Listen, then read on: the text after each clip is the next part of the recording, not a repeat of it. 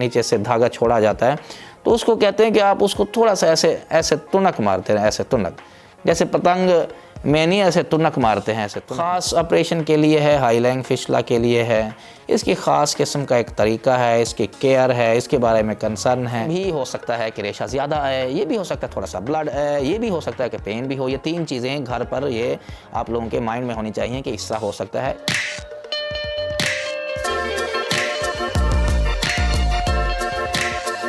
हमने एक वीडियो बनाई है कि धागे से फिस्टुला का इलाज जिसमें बताया गया है, वो वीडियो काफ़ी मुफीद है आप लोगों के लिए, आप लोग ज़रूर देखिएगा। इसमें हम आज एक्सप्लेन करेंगे कि जिन पेशेंट्स में फिस्टुला में जिनमें हम धागे से इलाज कर रहे होते हैं, उसके बाद भी केयर करनी होती है कि इस धागे को फिर आगे कैसे डील करना है, इसके क्या सेशन होते हैं, कितनी दफ़ा इसको फिर दिखाना होता है, पेशेंट को घर पर इसके क्या करना चाहिए।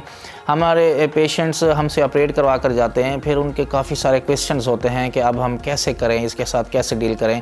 तो आज ये हमारी वीडियो उनके लिए है जो ऑपरेशन ये करवा चुके हैं धागे के साथ, हाई लाइंग फिस्टुला का, उसके बाद घर पर इस धागे की केयर क्या है, इसको कैसे डील करना है हम। जैसा कि आप लोगों को पता है कि फिस्टुला जो होता है एक टनल है ये, और ये टनल के 2 मुंह होते हैं। एक बाहर की तरफ होता है जो पखाने वाली जगह के इर्द गिर्द किसी जगह पे हो सकता है, दाना सा बनता है और दाना वो रेशा बना रहा होता है। एक दूसरा अंदर की तरफ मुंह होता है, वो जो पखाने की नलकी में जाके ओपन होगा, या फिर ये होता है कि ऊपर अंतड़ियों में जाके ओपन होगा। जो तो अंदर वाला सुराख जो होता है, इसकी बुनियाद पे पता चलता है ये कि हाई लाइंग फिस्टुला है या ये लो लाइंग फिस्टुला है। हाई लाइंग फिस्टुला वो होता है जो इन पट्ठों को क्रॉस करके जा रहा होता है, जो पट्ठे पखाने को कंट्रोल करने में काम आते हैं, एक्सटर्नल एनल स्फिंक्टर जिनको बोलते हैं। अगर तो अंदर वाला सुराख उन पट्ठों के नीचे खुल रहा हो तो ऐसे फिस्टुला को लो लाइंग फिस्टुला बोलते हैं। लो लाइंग फिस्टुला का इलाज तो है कि उसका फिस्टुलेक्टमी ट्रैक पूरा निकाल सकते हैं। हमारे पास इतना एक लेवरेज होता है कि हम उन पट्ठों को डैमेज किए बगैर हम उनको निकाल लेते हैं, या फिर फिस्टुलाटमी, वो हम उस ट्रैक को, रास्ते को खोल देते हैं। जो हाई लाइंग फिस्टुला होता है, हाई लाइंग फिस्टुला में ये होता है कि हमारे पास इतनी लिबर्टी नहीं होती, इतनी आज़ादी नहीं होती कि हम सारे का सारा रास्ता निकाल सकें। फिस्टुला का इलाज वैसे यही है कि आप सारा रास्ता निकालेंगे तो उसका वो सारा ट्रैक निकलेगा, तो ही उसका हम उम्मीद कर सकते हैं कि अब ये ज़ख़म सही भरेगा और फिस्टुला से निजात मिल जाएगी।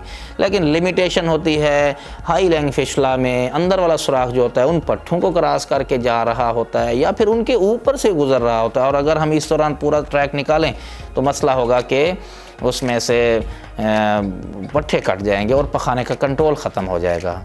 तो हाई लाइंग फिस्टुला के लिए स्पेसिफिक मैनेजमेंट और स्पेसिफिक ट्रीटमेंट है कि हम सीटॉन रख देते हैं, धागा रख देते हैं, काशर सूत्रा एक है उसको बोलते हैं, वो धागा हम इसमें से पास कर देते हैं।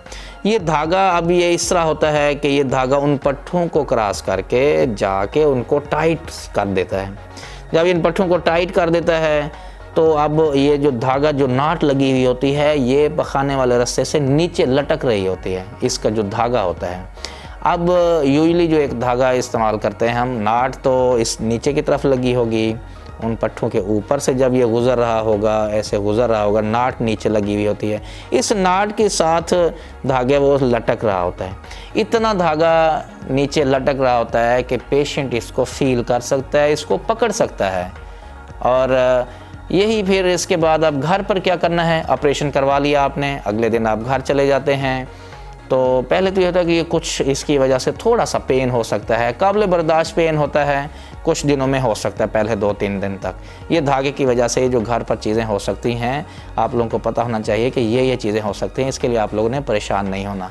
पेन हो सकता है, इसलिए आपका डॉक्टर आपका जो सर्जन है आपको पेन किलर बता रहा होता है, वो आपने लेनी होती हैं, गोलियों की सूरत में टैबलेट्स होती हैं। तो ये पेन जो उसके टाइट, क्योंकि इस पट्ठों में से टाइट करके उसको बांधा हुआ था ना, इन पट्ठों को, इसको टाइट करके बांधेंगे तो इन पट्ठों को काटता हुआ अंदर आएगा और पीछे से रास्ता बंद करता हुआ आएगा, तो पेन होगा।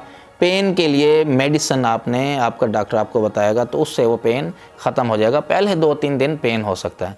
दूसरा ये होता है कि जब आप घर जाते हैं तो आपका डॉक्टर आपको एडवाइस करता है कि आपने वार्म सेट्स बाथ लेने हैं। जब वार्म सेट्स बाथ लेने हैं तो क्योंकि वो ताज़ा सा ज़ख़म बना हुआ होता है, तो वो धागा जिधर से गुज़र रहा होता है उस जगह से ये पॉसिबिलिटी है कि वहाँ से खून आ सकता है, थोड़ा सा खून होता है। इससे भी जो है पेशेंट्स बड़े परेशान हो जाते हैं कि हमने वार्म सेल्स पास ली हैं तो उसमें से खून आना शुरू हो गया हुआ है। तो यहाँ से खून भी आ सकता है, इतना ज़्यादा खून नहीं होता, थोड़ा सा वो होता है, क्योंकि अब यहाँ पे ज़ख़म क्योंकि खुला हुआ है, इस धागे के अलावा और हम इस ज़ख़म को बंद नहीं कर सकते, ज़ख़म खुला होता है, तो यहाँ से खून भी थोड़ा सा आ सकता है, कोई परेशानी की बात नहीं है। साथ अब ये है कि इसकी केयर कैसे की जाती है। अब ये होता है कि वार्म सेल्स बाथ लेने होते हैं। जब भी धागा कोई भी चीज़ जिस्म में रखते हैं तो उसकी वजह से बॉडी रिएक्शन एक बनाती है कि ये फ़ौरन बॉडी आ गई है, क्योंकि हमारे जिस्म का हिस्सा नहीं है, फ़ौरन बॉडी आ गई। इसलिए ये धागा भी जो है ये भी फ़ौरन बॉडी है, ये जिस्म का हिस्सा नहीं है। तो जब ये जिस्म का हिस्सा नहीं है तो ये फ़ौरन बॉडी, इसका रिएक्शन होगा, इस धागे की वजह से रेशा बहुत ज़्यादा बनेगा। ये परेशानी की बात नहीं है, उससे भी ज़्यादा बन सकता है। जब आपको फिस्टुला था उसमें जो रेशा बन रहा था अब उससे ज़्यादा बन रहा है, लेकिन ये परेशानी की बात नहीं, क्योंकि इस रेशे की वजह से, इसका मतलब है इस जगह पे, पट्ठों पे, इस रास्ते में इसमें रिएक्शन हो रहा है और ये धागा अपना काम कर रहा है। यहाँ से जो भी रेशा होगा सारा यहाँ से निकलेगा, उधर से कट थ्रू होता आएगा, पट्ठों को कट करता हुआ नीचे तक आएगा और पट्ठे बंद होते जाएंगे, पीछे से जुड़ते जाएंगे, रास्ता बंद होता जाएगा। तो ये भी हो सकता है कि रेशा ज़्यादा आए, ये भी हो सकता है थोड़ा सा ब्लड आए, ये भी हो सकता है कि पेन भी हो। ये तीन चीज़ें घर पर ये आप लोगों के माइंड में होनी चाहिए कि इस तरह हो सकता है, इसमें कोई परेशानी की बात नहीं है। ज़्यादातर पेशेंट इसीलिए कर रहे होते हैं कि रेशा आ रहा है डॉक्टर साहब, जब से मैं धागा डलवाया तो रेशा आ रहा है। तो ये रेशा आएगा, यहाँ से रेशा आएगा तो ही तो ये रिएक्शन कर रहा है। ऐसा धागा लगाया जाता है जो जिस्म के साथ रिएक्शन करे, इसको काटता हुआ ट्रैक को, रास्ते को, टनल को बंद करता हुआ नीचे की तरफ आ जाए।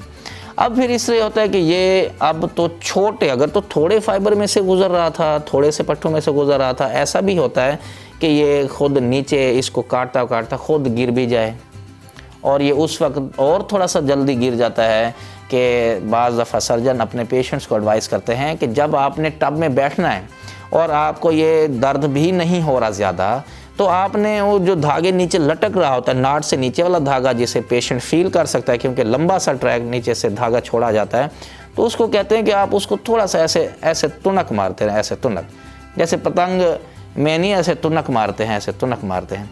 इस तरह उस धागे को इस जगह के बंधा हुआ है उसके नीचे ऐसे खींचते रहें, ऐसे थोड़ा थोड़ा ऐसे खींचते रहें, ऐसे जब खींचते रहेंगे उससे ये होता है कि वो जो रास्ता है वो थोड़ा सा स्पीडी हो जाएगा, उसको कट थ्रू जो है कट थोड़ा सा स्पीड से करेगा, लेकिन इतने ज़ोर से नहीं करना है, काबिल बर्दाश्त आपने उसको तुनक मारनी है, ऐसे थोड़ा थोड़ा जितना आप, वो भी उस दौरान जब आप वार्म सेट्स बाथ ले रहे हैं, जब आप टब में बैठे हुए हैं। क्योंकि अगर वैसे आप टब में नहीं बैठे हुए उस वक़्त करेंगे, बाहर अगर बैठे हुए हैं वैसे आप करने की कोशिश करेंगे तो फिर वहाँ से ब्लड आ सकता है, वहाँ से रेशा आ सकता है, क्योंकि आप उसके साथ आप मैनिपुलेट कर रहे हैं, उसको छेड़खानी कर रहे हैं, तो उसमें सिर्फ रेशा ज़्यादा आ सकता है, उसमें से ब्लड आ सकता है। तो इसलिए ये आपने उस वक़्त करना है जब आप वार्म सेट्स बाथ ले रहे हैं। जब आप वार्म सेट्स बाथ ले रहे होंगे तो वो फिर उसमें ही मिक्स हो जाएगा, उसकी उल्टा सफाई भी हो जाएगी, वो उसमें से पानी ज़्यादा अंदर की तरफ जा सकेगा, जो वार्म सेट्स बाथ वाला पानी होता है। तो आपने ये काम भी करना है कि आपने उसको काबिल बर्दाश्त हद तक पेन जो होता है उतनी देर तक आपने उसको थोड़ा ऐसे नीचे करते रहना है जब आप वार्म सेट्स बाथ ले रहे होते हैं। फिर इसके आगे सेशन आ जाते हैं। ये फिर होता है कि एक ये उस वक्त समझ लें कि टाइम आ गया है कि अब आप अपने सर्जन को मिलें, क्योंकि सर्जन तो आपके साथ होते नहीं हर वक्त, और आप दूर से अगर आए होते हैं या आपकी अपॉइंटमेंट अभी टाइमली नहीं होती है, तो यूजली तो होता है कि महीने के बाद सर्जन आपको कहेगा। लेकिन अगर 2 हफ्ते बाद, 3 हफ्ते बाद जब आप थोड़ा सा नीचे नीचे आ रहा होता है, उसकी नाट आपको फील हो, गांठ जो लगी हुई होती है, जो इसके साथ टाइट हुई होती है, अब वो नीचे अगर आ गया हुआ है, आधा रास्ता, आधा कोर्स क्रॉस करके नीचे तक आ गया है, तो अब आपको धागे के साथ साथ उसकी गांठ भी फील हो सकती है।